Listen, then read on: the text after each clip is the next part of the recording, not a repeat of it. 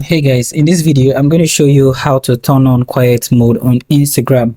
So basically it's a feature that allows you to automatically pause your Instagram notification every day during the time period you choose. And the default setting for this, if you turn it on, is at 11 p.m. to 7 a.m. but you can choose to edit these settings. So go to your device and launch the Instagram application. Once open, tap on your profile at the bottom right corner of your screen, or tap on your profile anywhere you can find it. Here you're going to see three horizontal line at the top right corner of your screen. Tap on this. Now find notification and tap on notification. Here you'll find quiet mode. Tap on quiet mode and you can set and configure quiet mode however you want. To on quiet mode, toggle on quiet mode and quiet mode will be activated. Now you can choose the period in which you want the quiet mode to be enabled by editing start time, end time, and choosing the days you want this to be applicable. Once you're done with any changes you've made, just hit back and your changes will be automatically saved.